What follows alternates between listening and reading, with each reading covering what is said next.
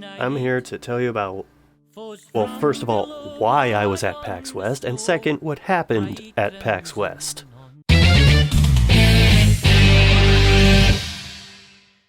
PAX West took place in Seattle, Washington, a place I had never been before, and before PAX West, the furthest west I had been was Denver, Colorado. So I've never even crossed the Rocky Mountains before. The primary reason that I was going there was because when I went to PAX East, I was there primarily to meet up with Casey Mongelo and Kira Buckland alongside my friend Jeremiah and help out with a panel they were doing about the redub of Bloody Roar 2. Well, as it turned out, they also got invited as guests to PAX West. So naturally, they proposed the idea of doing the redub panel there as well. Well, PAX West said, okay, sure, you can do that. So they start floating the idea of, like, what if I came to PAX West as well? And I'm thinking, okay, how much is that plane ticket gonna be? I don't remember the exact figure for it, but a lot. It was a lot. It was, I think, just north of like $600. With a little help from my friends, I did manage to be able to afford to fly out there. And ironically enough, I flew out there on Air Alaska. Or is it Alaska Air? One of those two. The reason that's ironic is because Kira Buckland is from Alaska. Something else that kind of threw me off about PAX West was the dates for it. I'm used to cons running from like Thursday to Sunday. But I guess because of Labor Day, PAX West was taking place from Friday to Monday. I was flying out Monday morning, so I was still going to like miss some part of the con. But like even so, it was still worth it to fly out there. So, I get to the airport on Thursday. I'm in line for the security checks and shit. And, directly behind me in line, there are these two parents, and they have 3 children. And I hate absolutely every single one of them.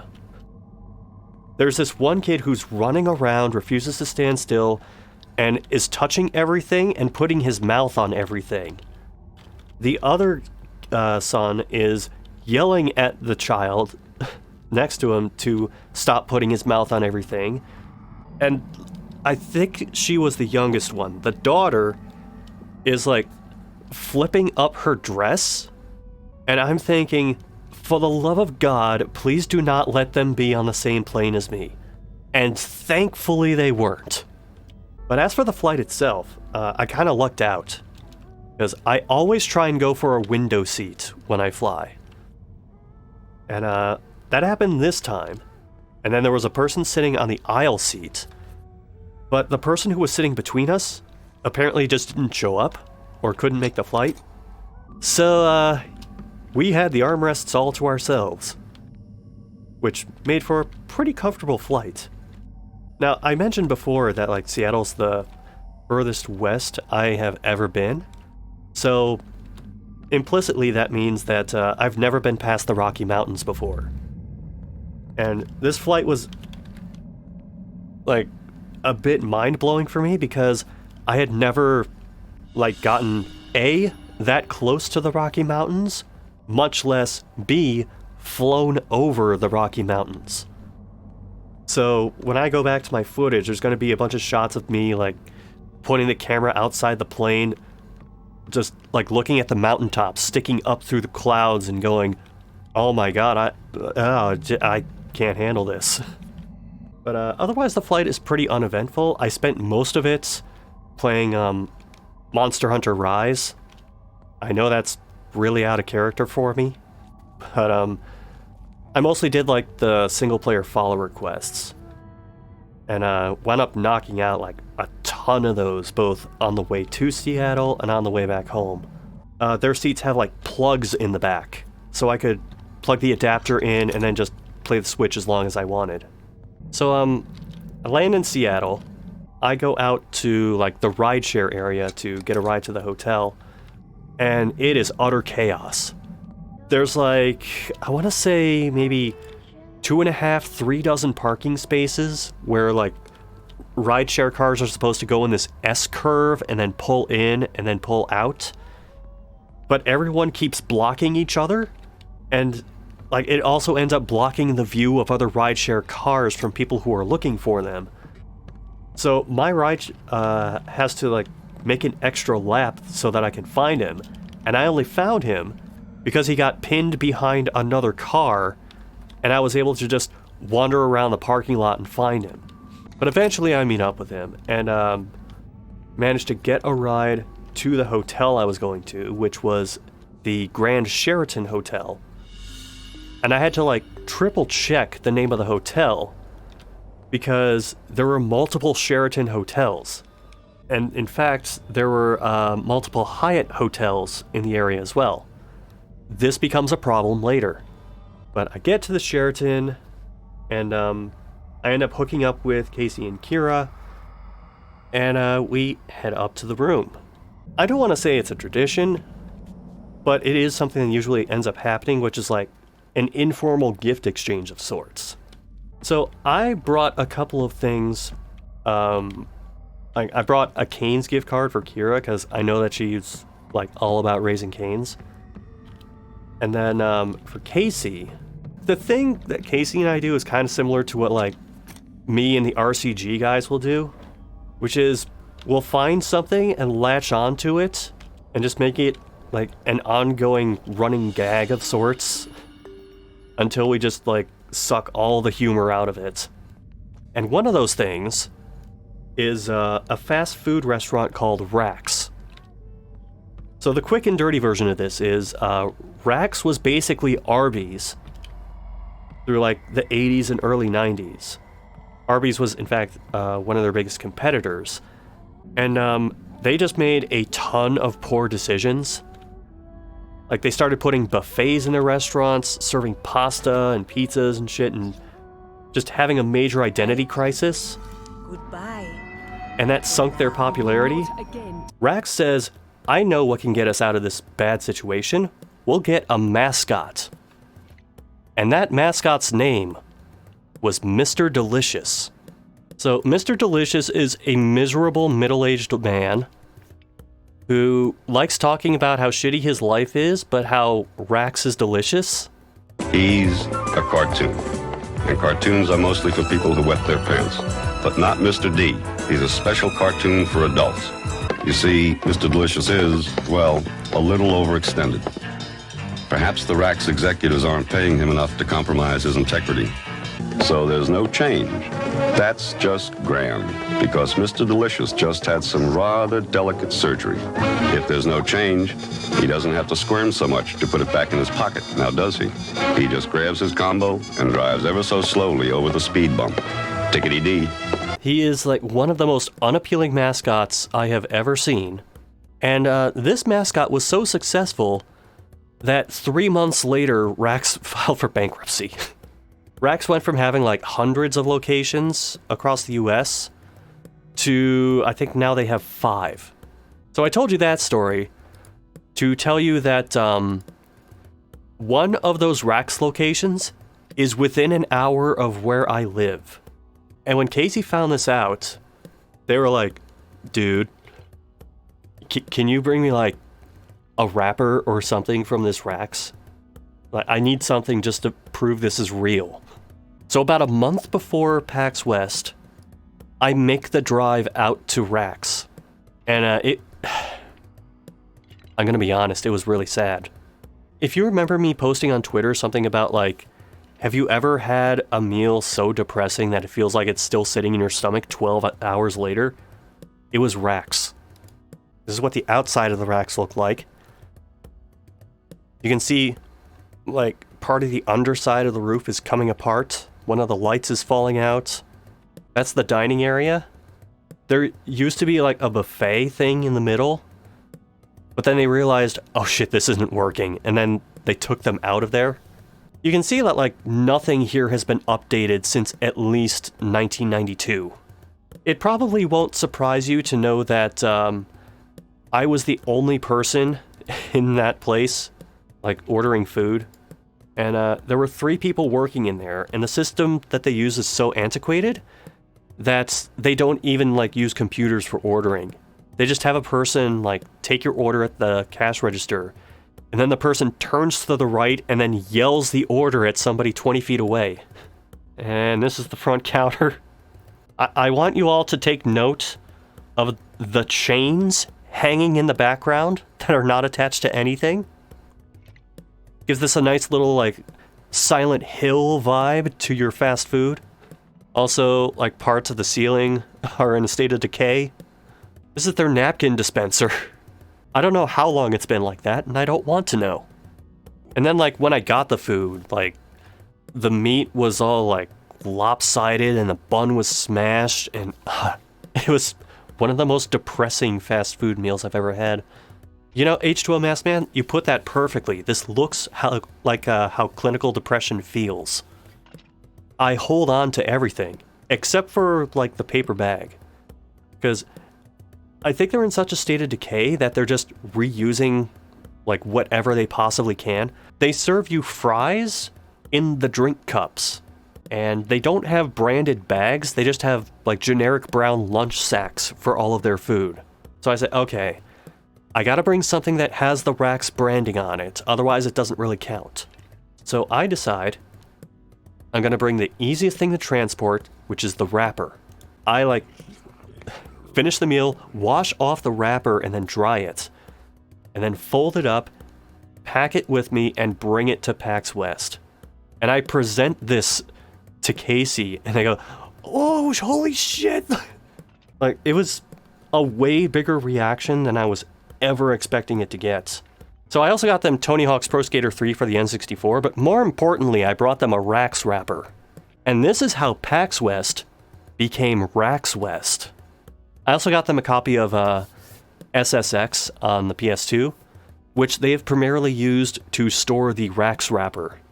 So whenever I mention something that's, like, kinda cringy or disturbing, Kira will sometimes take a fascination with it and start doing a deeper dive on it. And that's what happened with Rax. Because we explain all of this to her. And then her natural reaction is to look up the Rax location I went to and start pulling up reviews. So she finds and does, like, dramatic readings of them. At some point, I just start playing, like, background Halloween music for it. She has me read a couple of them too, because I guess I have experience reading that sort of shit. I love the BBC so much.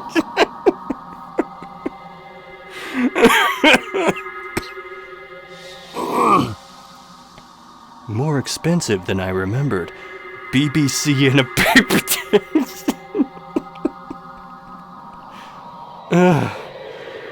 The BBC has changed since I had them.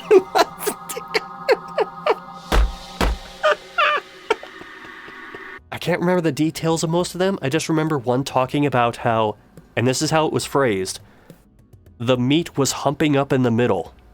I know a hallmark of the last couple of recaps has been, like, me talking for half an hour about how shitty the hotel was, but this hotel was actually good. There was way more space here than in the PAX East location. There was more floor space in the bathroom of this hotel than there was in just the whole hotel room of the PAX East hotel. And they did something that I almost never see at a hotel, which is they include hand soap. Usually I have to, like, bring that or buy it from a drugstore or something, but no, they had it. And they restocked it. So I didn't get into the hotel until, like, sometime after 10. We tried going downstairs to see if it was still possible for me to, like, either get my wristband or get my badge, and we couldn't do either of those. And in the process, we meet these 3 guys who are, like, kind of wandering around trying to get a gauge for what the floor plan for this place is. Apparently they were from Canada. They asked, like, where we were from, what we were doing here. They apparently didn't notice that Casey and Kira already had their badges, and they said, special guest on them. Remember that for later. Because I got in so late, that also limited food options, which I hadn't eaten in a while. So I was just kind of in the mood for whatever. And whatever in this case was the International House of Pancakes. So we wound up door-dashing Belgian waffles. And that was my dinner. There actually was like food that you could get on the plane, but I completely forgot to do that. And truth be told, I was kind of nervous for the flight, so I just said, I'm just not gonna eat anything. So Friday comes, and we're all ready to go. We get on the elevator, and I'm just looking at the names of like the meeting halls and the floors and shit like that. And I swear out of the corner of my eye, one of them says shithole. So I look a little closer, and obviously it doesn't say shithole, but it says shilshole. And I think, oh, okay, that's probably just me and my degenerate mind doing that. But on 2 separate occasions, for the rest of the weekend, we end up in the elevator with someone else who also looks at that sign and goes, oh, I thought that said something else. And you know what they were thinking. So, one thing I need to explain about PAX West, and this was a major departure from how PAX East was set up. PAX East was in one big-ass convention center. Everything was in that building. PAX West, not so much. There's the Seattle Convention Center, and then there's, I think 4 other buildings where events are happening. There's the Sheraton we were staying in. There's a Hyatt. If I remember correctly, there were 2 Hyatts that were part of the convention, and then there was another Hyatt nearby that wasn't. When people were trying to figure out like where everything is, they would just see Hyatt, and sometimes end up going to like either the wrong Hyatt that's part of the convention, or the Hyatt that's not part of the convention at all. So there was definitely a bit of confusion regarding that. And that led to us like constantly checking, okay, which Sheraton? Which Hyatt? Are we sure it's that one? So like the first thing we ended up doing was an autograph session. We slept in a bit just so we would like have enough energy to get through that and then still have time to do stuff afterward, even though we kind of didn't. But PAX East basically just had one big ass line and then like just cut it off at a certain point when they thought there wouldn't be time to get through everybody. PAX West, that wasn't as much of an issue, and I'm wondering how much of that is people not realizing which Hyatt the autographs were taking place in. They have all these prints laid out on the table, and some of them are joint prints. Like Kira and Casey have a joint JoJo's Bizarre Adventure Stone Ocean one because they both voice a character in that. They have a joint Final Fantasy... Is it called The Bravest? It's one of the mobile games. They both voice something in that. And they have a joint print of Bloody Roar 2 for the redub. Somebody actually purchased one of the Bloody Roar 2 prints. And I just want it to be known that between PAX East and PAX West, more Bloody Roar 2 redub prints were sold than Final Fantasy the Bravest prints. Like, people were taking their time, like chatting a little bit with people they were getting autographs from. And Casey comes across these fans of Bug Snacks in the line. They start having a conversation that goes on for so long. One of the enforcers comes up to me and says, you know, can you tell them to like cut this conversation off because there are still people waiting in line. And when he says people waiting in line, there was one person waiting behind them. And I can see in their hands that they're holding like this folded out box for a Funko Pop. I don't know how it is for other VAs, but Casey and Kira have started like not liking autographing Funko stuff because it would constantly end up on eBay. But thankfully their conversation ended And then there was this awkward situation with a guy wanting like autographs for Funko stuff. Eventually that gets resolved. I don't know the specifics of what happened.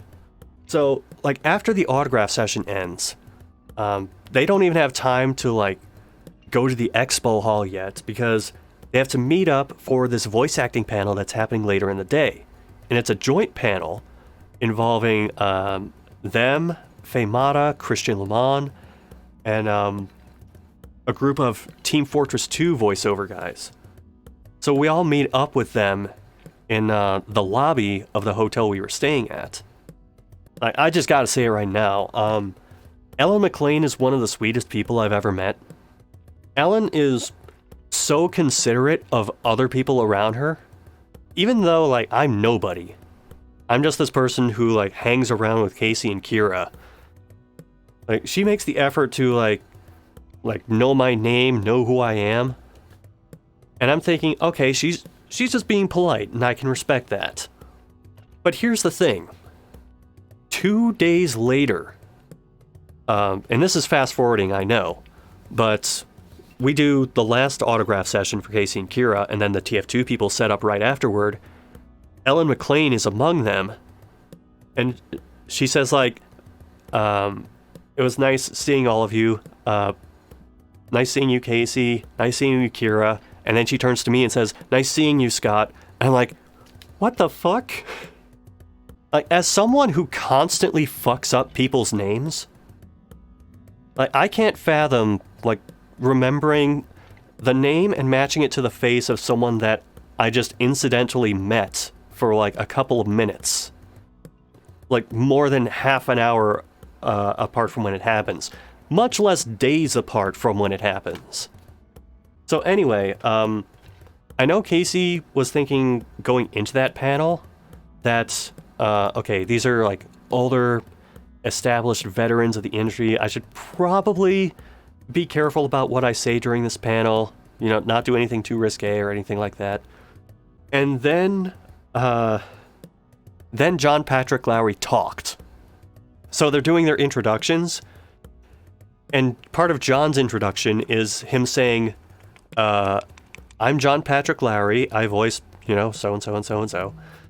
And then he says, I said I'd sleep my way to the top, and this is as far as I got, but I get to sleep with GLaDOS, and I think that's pretty cool. Also, this is the panel where I learned that the term for people from Seattle is Seattleites. Something else I learned during the panel is, Ellen McClain, like, during a question where they were talking about, like, foods or drinks that help with voiceover, Ellen McClain recommended SweetTarts for, like, helping with lip smack sounds. And the child in me screamed in joy because that was one of my favorite things to have as a kid was SweetTarts. Apparently now I have an excuse to go back to eating them. So another funny thing that happened before PAX West is Casey and I were looking up, like, local joints to, like, find food. And one of the ones that intrigued us, for the name alone, was Dick's Drive-In. I don't want to say, like, old style. The architecture is like an old style, like, drive-in burger place. But it seemed alright. And we were thinking, maybe we'll go there sometime. After the panel, we were just, like, casually milling around with some of the people there. And there was actually another voice actor there named Casey who was moderating the panel. Casey Mongelo asks other Casey, like, if he knows any good places to eat. And other Casey says, like, if you just want something quick and dirty, there's Dick's. And then that led to a bunch of quick and dirty Dick's jokes. And then I'm like, wait a minute. What's the full name of this place? And other Casey goes, oh, it's Dick's Drive-In and whatever. And both Casey and I are like, what? We were looking at that place before we got here. So we meant to go there, but we ultimately didn't. And that's one of the only regrets that I have, like, coming out of PAX West. What we instead wound up doing, at the time it was for convenience, although it ended up not being so, was there was a mall nearby that had a Johnny Rockets in it. So we figured we'll just go there, get something to go, and then just like walk it back to the hotel room. But this Johnny Rockets, either it wasn't well organized or they were short-staffed, because everyone seemed to be doing everything, and the line was moving really slow, tables weren't getting cleared fast enough. We were just brought up to the register to order takeout, and it took like a solid 10 minutes for someone to actually take our order. And someone did like take our order and then like charge a card. Casey signed the receipt, and then nobody took the receipt. And this is like that little devil and angel on the shoulder scenario where you're like, well, if they're not taking the receipt, then there's no reason that... And then the angel's like, no, you gotta give them the receipt. And fortunately, someone realized, oh shit, we gotta get the receipt, and actually took it. So the food took a while to get out, but eventually we got it. We take it back to the hotel room.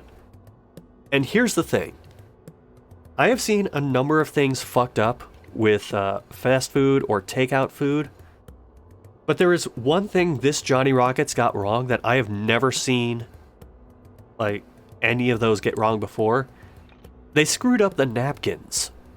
Not in that like they didn't include them, but they put in napkins that's the way that they were stained, it looked like somebody had wiped themselves with them. Once we actually have the Johnny Rockets, we both went into a food coma.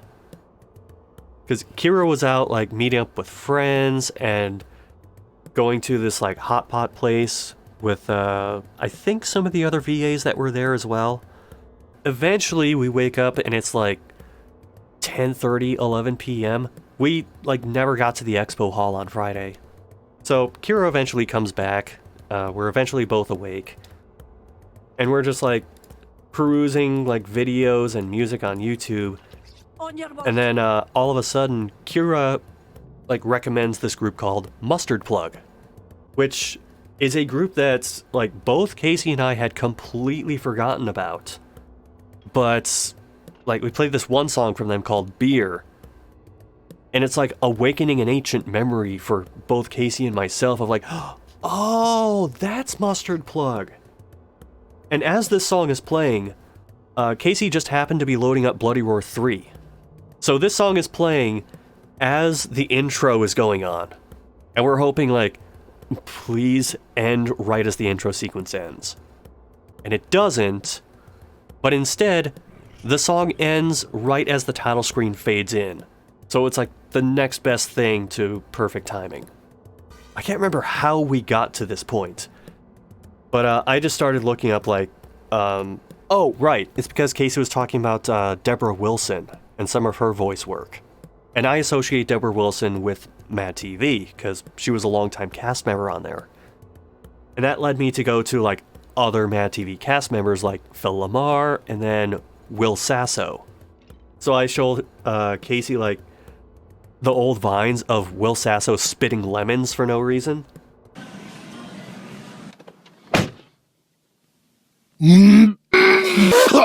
Homemade almond milk. Water, almonds, lemons. Lemons! And then that led back to like some of his skit work on Mad TV, and I pulled up this. It was only on one show, and it was 3 quick skits of Will Sasso doing an Elvis impersonation. It is one of the absolute dumbest things I've ever seen, and yet it's hilarious because Will Sasso just puts everything into this Elvis impression. Cutter, man, I say, hey, Cutter, man, you got so much sauerkraut on that dog, man. It's like watching a baseball game in Germany. I said, hey, Cutter, man. I say, you're eating so much flan cake that it's like, just like it's I said, there you are at your birthday party. You really say that, That hot dog looked up at me in the 7th inning, and he opened up his little hot dog mouth and he said, hey, King, the Braves are going to win the ball game, and boy, they did. Good lobster, man. But one of them lobsters was Dick Nixon. As I live and breathe. Come again, Eve. I said, one of the lobsters there was Richard M. Nixon there, Chucky. We all cracked open Dick Nixon's giant pincher claws and enjoyed some of his sweet, sweet hand meat. You ate Dick Nixon's hand meat, E? I can still smell your perfume on my pillow. So we're just watching all of these skits, and for the rest of PAX West, Casey and I would just randomly do Will Sasso's Elvis voice at each other. It's funny to no one except us, but it's funny to us. Something that I brought with me to PAX West was my PS3. Casey had some things that they could do to my PS3 to kind of optimize its performance, because it's getting kind of old, it wasn't running as well, and Casey got it running like really nice. Like just as a test, we were playing Project 8 on it, Tony Hawk's Project 8. Casey knew how to trigger the debug mode in that, which caused all sorts of weird shit to happen.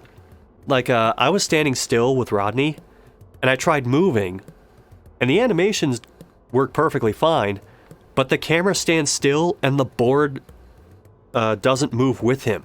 So he's skating on an invisible board, and I'm just doing all these flat ground tricks with him, and it just looks like really bad dancing, what he's doing. Much like with Friday, Saturday our day pretty much started with autograph signing, which slowly over time, I went from like guy who sits like a certain distance behind the desks and just makes sure fans don't do anything stupid, to like person who actually helps like process transactions and like keep the line moving, shit like that. And this time, I was actually the person who wound up like, because the hotel internet and Wi-Fi was like kind of I wound up using my cell phone as a hotspot, and that was both for Casey and Kira to process transactions.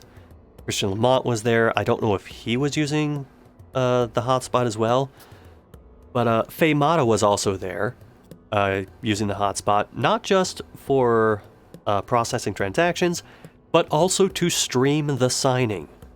And speaking of signs, before PAX West, I created a poster board sign, which I was intending to get more use out of than I did, which simply said, "Please buy out KONAMI." Now, the reason I didn't end up using that as much is because, like, even though it wasn't said anywhere in the programming for it, there were KONAMI representatives at PAX West. And because I didn't want to potentially get anyone in trouble, be it Casey or Kira or limited runs somehow because they have like a working arrangement with KONAMI, like I didn't want to piss anyone off, so I refrained from using it like on the expo floor or in front of them if I heard they were nearby. But there was one time where I used it, because I figured, well, since Faye Mata is using my hotspots for both streaming the signing and processing transactions for it, I will accept my payment in the form of flashing the "Please buy out KONAMI" sign on her stream. I didn't, but I'm gonna try to make the enlightened one, so. Wow. Okay, I respect that. That'll be like, oh my god, my long-term, like, not existing period of time. How I got blacklisted from KONAMI. Look, if I'm not blacklisted already, I am well on my way. Saturday was the strangest day of the autograph signings. Because, like, we're at the autograph table with all the prints in front of it. Casey is on the right side. I'm on the left side. Casey is the one who's, like, actively engaged with everyone, and I'm just kind of, like, a bit removed, like, a little further away from the desk. Just looking at this program used to process transactions. And this fan walks up to the table and sees Casey's Pokemon prints. Because Casey voices, I think their name is Alistair, the Ghost Gym leader. And they also voice, like, Scorbunny and all the evolutions of Scorbunny. This fan looks at me and says, you're the voice of Scorbunny? And I go, no, and I point over to Casey, and then Casey does the Scorbunny voice. So that on its own would have been funny. But in the process, there was also an enforcer who was doing like the occasional checks on like all the people who were signing autographs there. And they're basically doing a roll call. So they point at Christian Lamont and go, Christian Lamont. They point at Casey and say, Casey Mangelo. They point at me and they say, Kira Buckland. So for one brief shining moment, I was Kira Buckland, the voice of Scorbunny. Also during this, Saturday was the day that I wore my Kung Fury shirt. The bright red with the like yellow cobra on the front of it and Kung Fury written across it. Before the autographs even started, one of the people in line looks over to me and goes, excuse me, is that a Kung Fury shirt? I'm like, yeah! Like, I'm so happy someone recognized it. Autographs are going on. It's slower on Saturday, which is weird because, like, everywhere else that you go, usually Saturday is, like, the busiest day for autographs. And I don't know if it was, like, confusion about where to go, or if, for PAX West in particular, that's just naturally not as busy a day, but yeah, there wasn't too much going on. I'm kind of not really paying attention to what the line is doing. All of a sudden, Casey kind of nudges me and goes, is that guy in line wearing an SCXCR shirt? I look up, and yep, there it is. Dude's wearing one of the SCXCR shirts from my shop. Like, that's one of those things I set up and just expect no one to ever use. I still struggle with, like, dealing with the idea that I have anything that, like, qualifies as a fan. And I still do not know how to properly respond to it. The first thing I said after realizing, yes, there's a guy wearing an SCXCR shirt, is, like, I asked Casey, can I just hide under the table? Because I don't know how to process this. But sure enough, guy makes it up to the table, and that guy is, by the way, H2O Masked Man from the chat.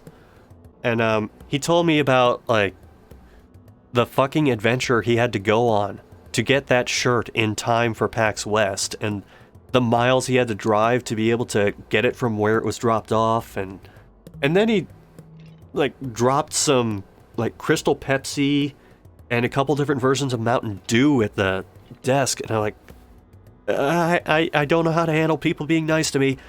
The reaction was worth the cannonball run you had to go on to get that shirt. I hope so. I hope the photo was worth it too. And the whole while, Casey is just kind of, like, surprised that someone went through the autograph line to get to me. Bottom line, I really gotta learn how to interact with fans better. I don't even like using the term fans.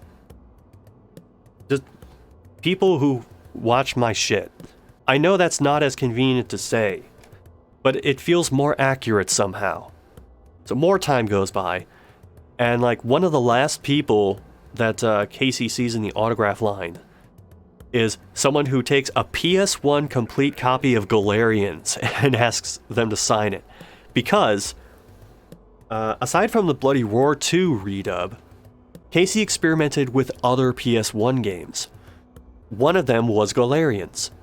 And Casey did, like, redub a couple of scenes from it where they voiced Rion, the protagonist. And apparently that caught enough, like, enough fans' attention for Galerians that on a couple of occasions, people have asked Casey to, like, sign Galerians-related things. So that was a pleasant surprise for Casey. So after autographs, we finally get to go to the Expo Hall. We had a bit of a time getting there because we couldn't figure out how to actually get into the Seattle Convention Center. Like, every door that we walked past was, like, gated off and marked as either exit only or an entrance for, like, medical personnel, enforcers, stuff like that. we went in through the annex, which was attached to the convention center, and then just wound up getting through that way. As far as differences with PAX East, the main and obvious one was who was there. Namely, at PAX West, partly because of their location. Because Seattle is very close to Redmond, Washington, where like Microsoft and Nintendo have established roots. Nintendo was there, Sega was there, Microsoft had some shit going on there. Weren't as many of the vendors or the much smaller guys, although there was still like a little bit of that here and there.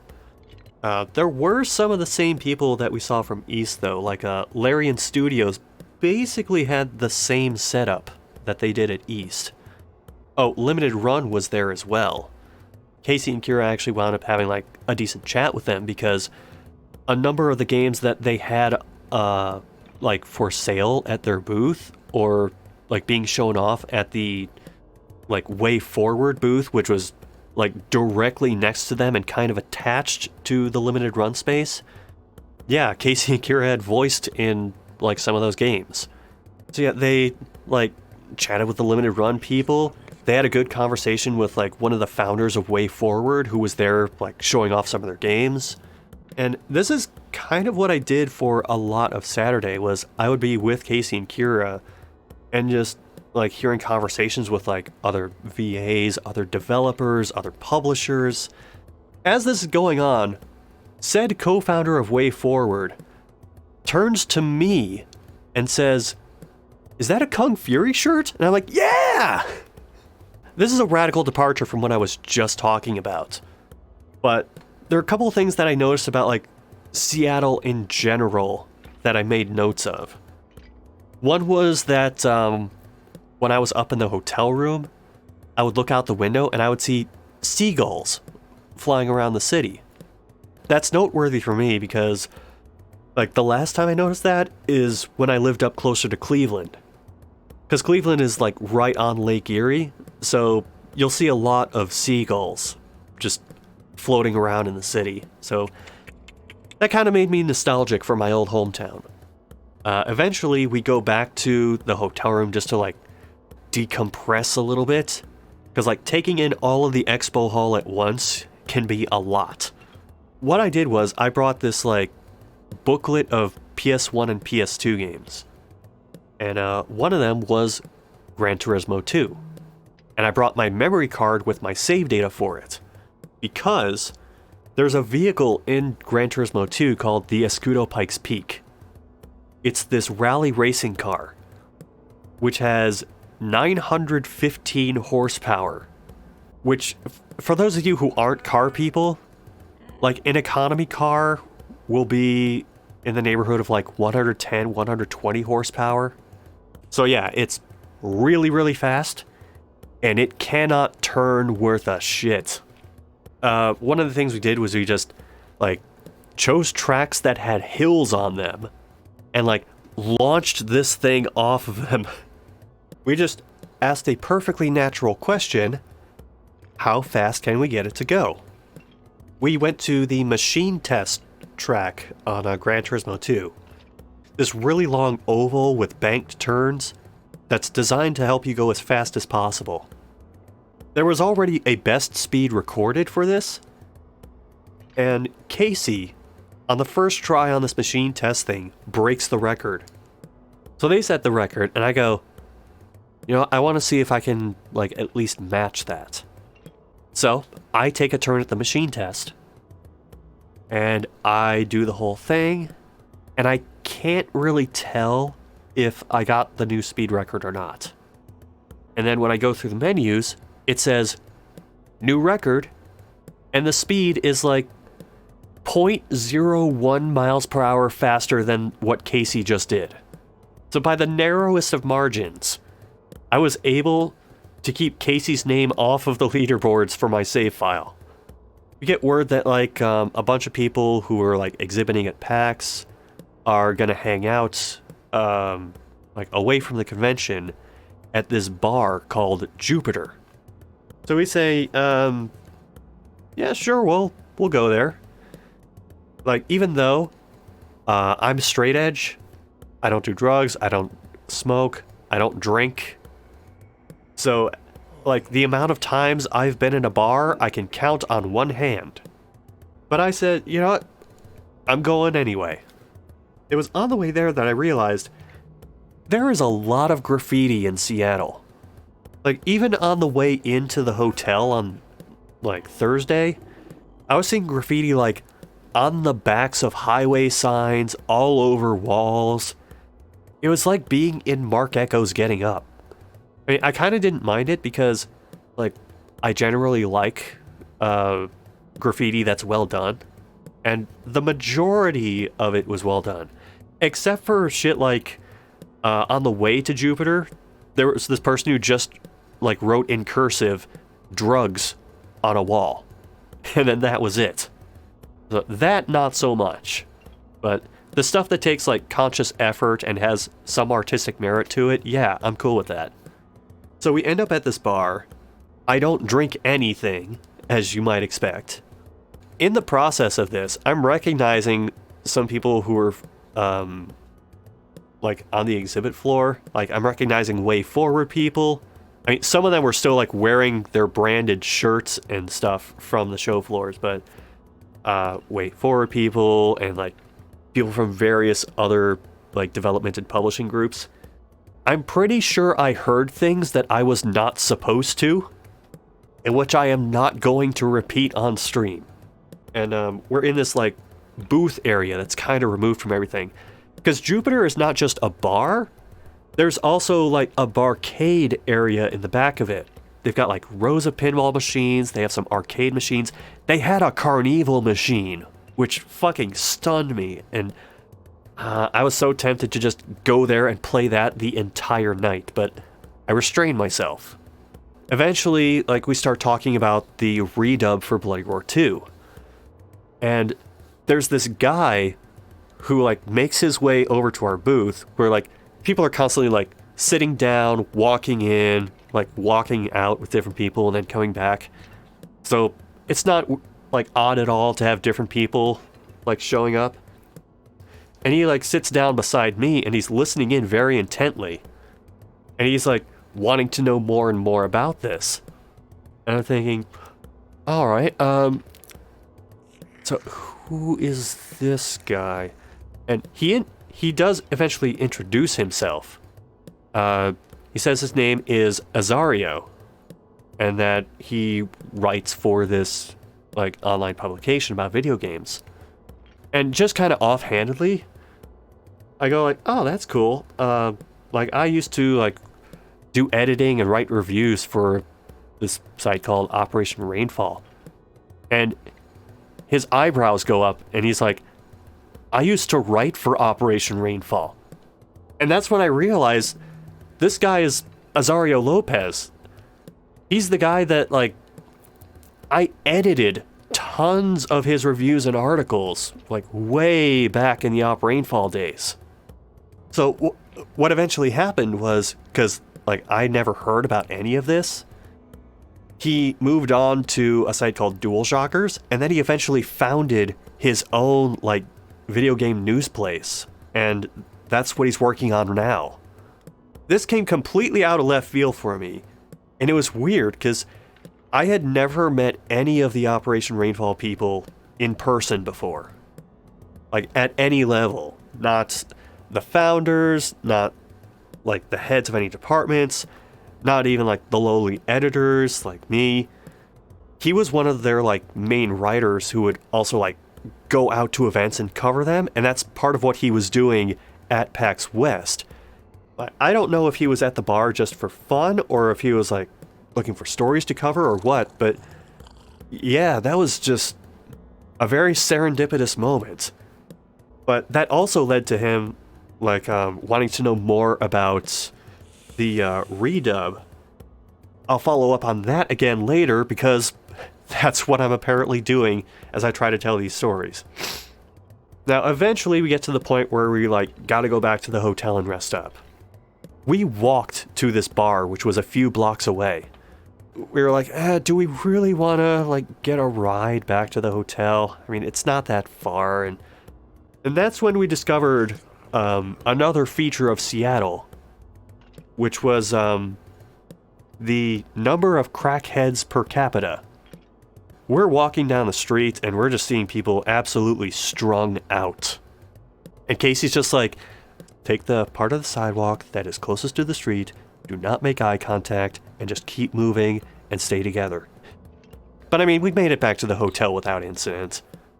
Sunday, we had to like wake up early to do a setup for the Bloody Roar 2 Redub panel. They had us there at 10 in the morning, even though our panel was not until 4:30 in the afternoon. The entire setup thing took like under 10 minutes. It's not like PAX East where we had to do like a mad scramble to try and get it ready, and then the panel started late, and no, this was much simpler. This is also when the last autograph session happens. Faye Mata was also doing a signing there, and an old middle school friend of hers showed up. I mentioned before that a print was sold for Bloody Roar 2, but not the Final Fantasy game that Casey and Kira were in.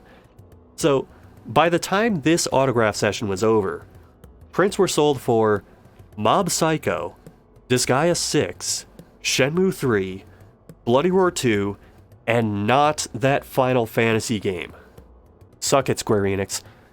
Now, remember when I said back on Thursday we met these 3 Canadian guys when we were trying to figure out, like, how to get wristbands and badges for myself? Well, in this autograph line, we see 2 of them come through and approach Casey's table, and we're like, hey! Yeah, they didn't realize that they were 2 of the voice actor guests. Alright, so we're wandering around the Expo Hall after the autograph signing. And Casey was told, like, you gotta check the ASUS booth. There was apparently a very good reason for that, because there was a PC build there that was entirely themed around Ava. Like, it had the art on the side, it had a GPU with the Nerve logo, like, imprinted in it. There was an etched glass, like, Ava symbol on it. Even the keyboard was themed after it. There's another friend of ours who goes by Dark Ace, and he had, I think it was a cousin who was also at PAX West, and we wound up meeting up with them. And that was a cool little moment, because I haven't met Dark Ace in person yet. I'd like to, but we just haven't had the opportunity to yet. So that was kind of cool. So time eventually goes by. Bloody Roar 2 Redub panel is coming up.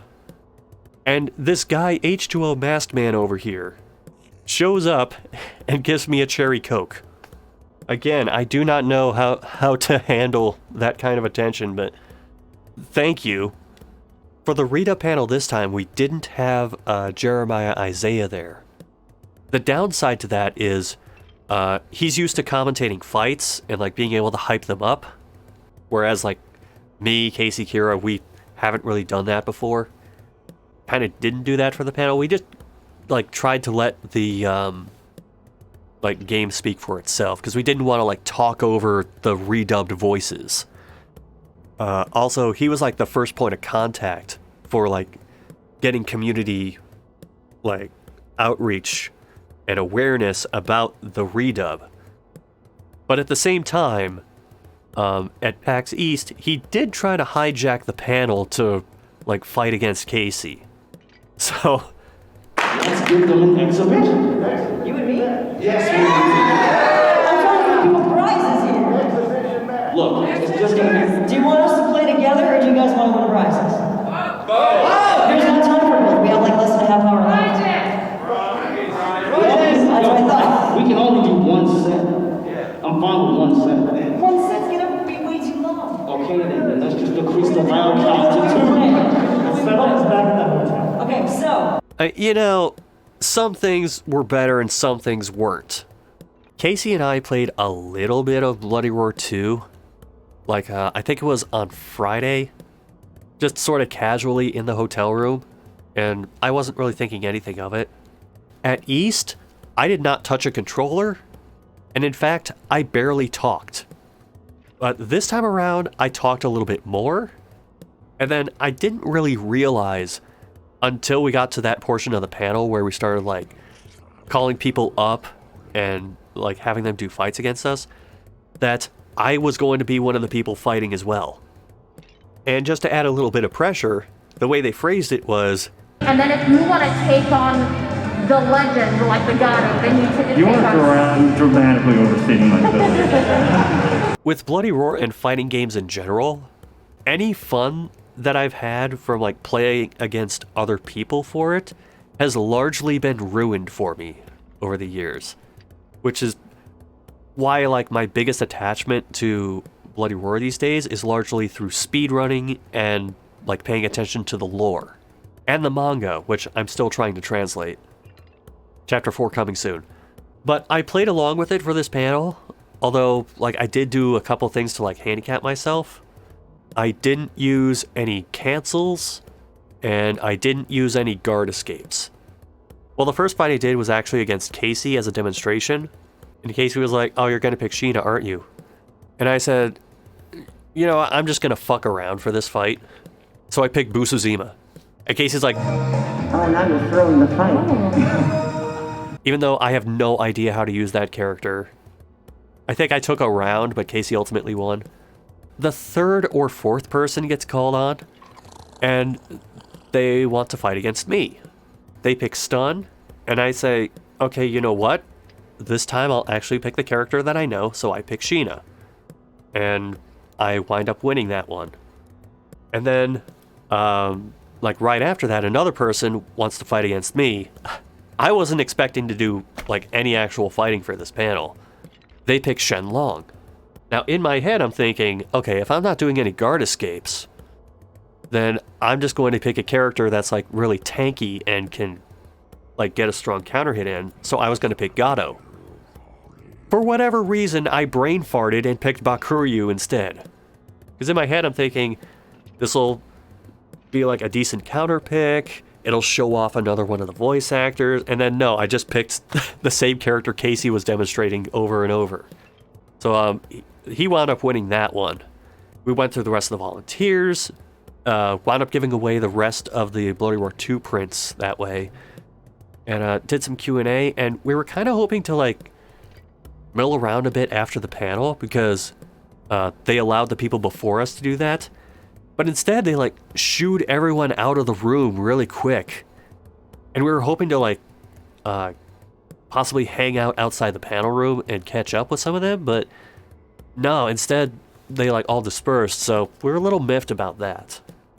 But other than that, the panel went off without a hitch, and thankfully, the audio in the video for this was much clearer than the PAX East one, where I had to, like, go back and manually add subtitles so you could understand what was going on. That brings me to the next thing I noticed about Seattle.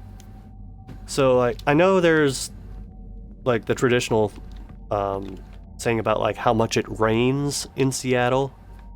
From Thursday until Sunday, I had not actually seen it rain. That changed on Sunday. And that was when I realized, as I was walking outside between the hotel and the annex area, there's canopies everywhere. And I don't know if that's specifically because of the rain, but it's just a little something I noticed. Like, there's canopies over all the shops. There's these big, like, archway-style canopies over these, like, stretches of roads. So, another thing that we did was, when we met Azario at the bar, he wound up attending the panel. Like, he talked about, like, maybe doing a bit of a story on it. And we were like, oh, cool, well, if there's, like, anything you want to know outside of the panel, then sure. So what we wound up doing was setting up, like, a time to meet in the lobby of the hotel and just have him candidly talk with Casey and Kira about, like, the project, the goals for it, shit like that. Right after that, we just went right back up to the hotel room and crashed. So we didn't wind up waking up again until really late. Like, maybe 11 or 11:30. Casey and I were of the mind of, alright, we woke up really late, but our flights are in the morning, we're just gonna stay up all night. So we get out the usual, like, dumb stuff we do, like the video games, Casey gets their laptop out, and then they realize part of their charge cable is missing. Now, they used their laptop to help run the panel. So they were thinking, oh my god, I left part of the cable in the panel room. So we go down to that area, and sure enough, by this point, everything is locked up. So we go, ah, shit. Alright, so we go down to the front desk, and we ask if there's any way we can get into that room because we left something in there. Because, like, the staffers for PAX were all gone by this point. They said, yeah, we're going to get the security guy to help get you in there. So, security guy escorts us up to the room. They also took down all the signage for, like, the panel areas, which, thankfully, by muscle memory alone, we could remember which room was the panel room. So, we managed to get in there. We kind of remember where they plugged everything in. So we're, like, digging around the stage a little bit, and then we do eventually find this cable that, like, has this, like, half plug at the end that doesn't really go to anything. And Casey's like, yeah, I'm, like, 90% sure this is for my laptop. And sure enough, it was. So, big props to the security guy at the Sheraton for ensuring that Casey's laptop did not die. So as I said, we didn't sleep the rest of the night. So instead, we played, like, beta versions of Twisted Metal and had IHOP again. Although this time, instead of, like, Belgian waffles, I had, like, one of their steak omelets. Because I figured, well, omelet's usually breakfast, but steak's usually dinner. I'm kind of between the two right now, so it makes sense. We were playing the beta at one point, we were playing, like, the regular release of Twisted Metal at one point, and, like, at various points, we're on the rooftop stage, like, trying to glitch through walls or fall through floors. A couple of times we succeeded. Although most of the time, we just came, like, tantalizingly close. After that, though, we got Proving Ground out. Tony Hawk's Proving Ground. As usual, I was playing Rodney Mullen. We were on split screen. And I don't know how I did this, but I somehow got Rodney Mullen to crash and fall through a flight of stairs. And while he was under there, I could see some, like, parts of the level that we couldn't access. And it turned out that it was a part of the level that you couldn't access in multiplayer, but you could in single player. So that just turned into us, like, trying to get into this thing that we couldn't access before, and we realized, like, part of the reason you couldn't access it is it basically warped you to this, like, area in the rafters of this other building, and I guess that was too much for the game to handle for, like, the multiplayer setting. But eventually we just went into... Oh yeah, Casey did manage to get their character to glitch through the steps too. Like, more and more as we go on, Rodney Mullen is being associated with just breaking whatever Tony Hawk game we play. And it's not even specifically because of Rodney Mullen, it's just because I happen to keep playing as him. So on Monday morning, we're on zero sleep, and we're getting a ride to the airport. The convention is actually still running on Monday because it's Labor Day, but we can't stay for that. So we're flying out on Labor Day, which was a mistake. Because it's technically, like, the comeback from a holiday weekend, so Seattle's airport was packed. Like, my flight was one time, and then Casey and Kira's flight was, like, an hour after mine. And they were at a different gate that required, like, taking a tram to a different set of terminals. So, I'm seriously trying to do the math in my head of, am I actually going to make it to my gate in time? But fortunately, things in the airport were moving fast enough that that wasn't an issue. Even though, like, when I went through the security checkpoints, they say, like, anything larger than a smartphone that's an electronic device, take it out and put it in a separate bin. So, I'm like, okay, here we go. Like, I'm taking out my phone, my video camera, my Nintendo Switch, the dock to the Nintendo Switch, a couple other things. So I end up taking up like 3 bins for the security checkpoint just for myself. And apparently, like, someone saw something interesting about it because they held my stuff for review. But eventually I got it back. Thankfully I didn't have to stand shoeless in the airport for too long. And then I had my unofficial breakfast, which was a cheese stick, half of a Milky Way, and a bottle of cherry Coke. And I also bought one of those, like, cheap little tchotchke Seattle Space Needle things that the airport has. It was cheap and I wanted a souvenir, so I figured that would be nice. We did one last goodbye. We were all, like, pretty haggard. Just from the con weekend, the hectic airport scenario. Yeah, we said our goodbyes. I got on my plane, and then the flight got delayed for 20 minutes because the pilot wanted to get his seat cushion swapped out. Which sounds ridiculous, but when you consider that he has to sit, like, in that seat for 4 hours straight, makes a little more sense. So I got home, and I know that, like, we were all feeling, like, a little woozy from the weekend, but, I didn't realize why that was. Like, Monday comes, well, like, Monday evening comes, and I figure, like, it's con crud. Like, that's something I'm very familiar with, I've had it before, whatever. But I start feeling worse and worse.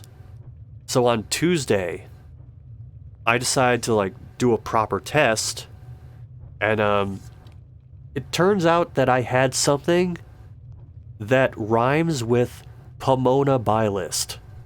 So I tested positive for that. And then, like, almost as soon as that happened, like, I just started feeling absolutely miserable. And you can probably tell from the sound of my voice that I haven't fully recovered. The good news is, though, my fever's almost completely gone. Like, that's the weird thing, is I was thinking at first it can't be that, because I still have my sense of smell, my breathing hasn't been affected. But, no. No, it was that. It was absolutely that. I'm past the worst of it, thankfully. Otherwise, I wouldn't be doing this stream. And, it's just a waiting game of it getting purged from my system. When I was really down bad, I couldn't focus on anything, like, long enough to accomplish, like, even the smallest tasks. I couldn't play video games. I couldn't edit videos. I couldn't, like, do my job. It was basically just me lying in bed, like, waiting for the pain to stop. Because, oh, I didn't even mention that. Just, like, constant body aches all through my back. And from someone who's had, like, a back injury or two before, that just makes it even worse. Thankfully, I happen to have a incredibly loving and understanding fiancé who's helping me out, who is getting a free dinner once I'm able to go out again. Long story short, if I do have the opportunity to go to, like, any PAX next year, I'm on board. No idea what the fuck I'll do there, but I'm on board.